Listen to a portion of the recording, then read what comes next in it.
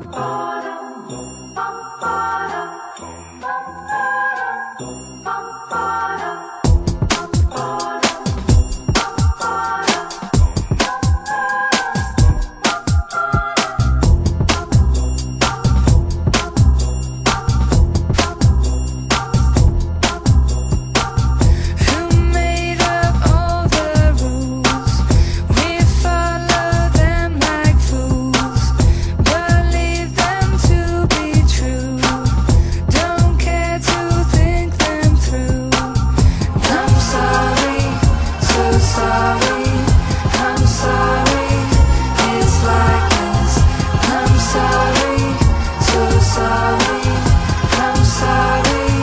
are some things money can't buy.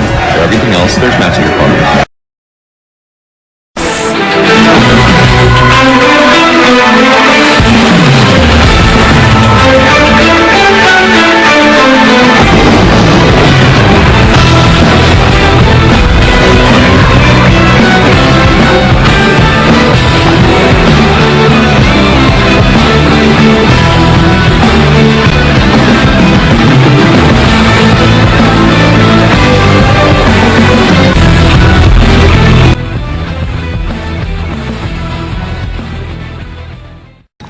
I'm Andriati Hood. And I'm Carrie Schaefer, and here are tonight's top stories.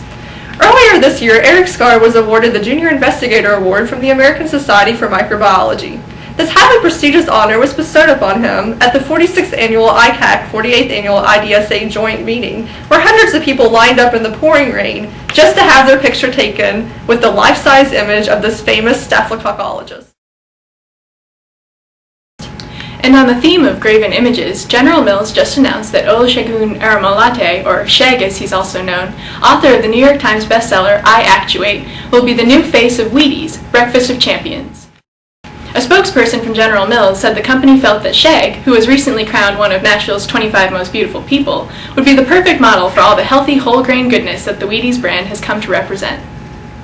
In entertainment news, the Scar Lab heavy metal rock band has just announced that they will be searching for a new lead singer. Victor Torres, whose journey to fame began with his years in the popular jazz ensemble, the Cover Lab Conundrums, made the move to the newly formed Scar Lab heavy metal rock band in 2006.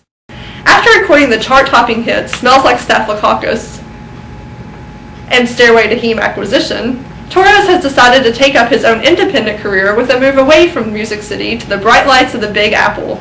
I met with Victor earlier this week to talk about his career thus far, his experience with both bands, and his plans for the future. Well, in Teams Lab, I had the opportunity and privilege to work in the VA. Go figure. A lot of people that work 8 through 4. It was excellent training environment. And then I moved to Eric's lab, which was a bit different, good view. But, there are a lot of requirements and standards that you need to fulfill to be part of the Scar Lab. For example, we have models, so you need to kind of like at least dress alike model. You need to win awards. Look at Eric. Every single award that is out there. Science, that's just part of the job. That's it. What comes after working in this department for 8 years? Well, gray hair. Probably 50 to 40 pounds extra, heavier since I came here. And the opportunity to meet all these wonderful individuals. Boy, they are phenomenal, huh? Mm-hmm. They push you around, but that's sometimes for your benefit, but most of the time for their own sake. Bye, department. I see you around.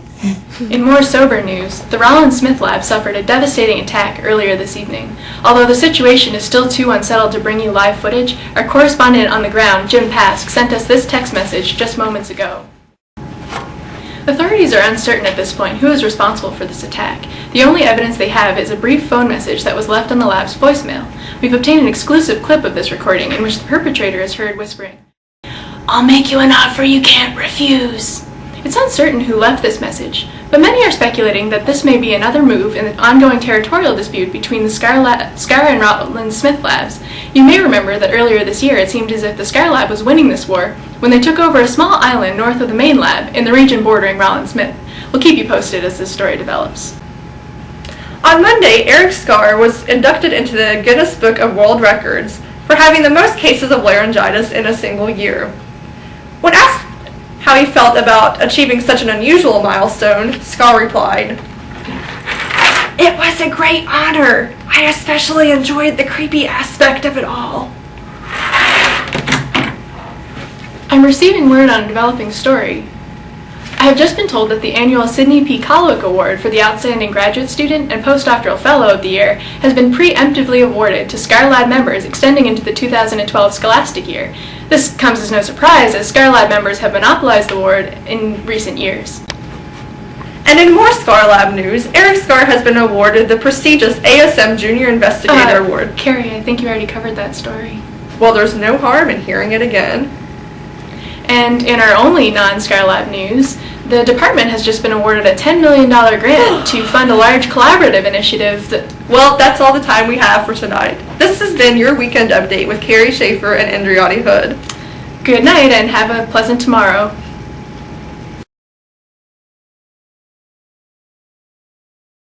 I'm just a rotation student. How do you do this again? Don't worry, it's so simple, a PI can do it.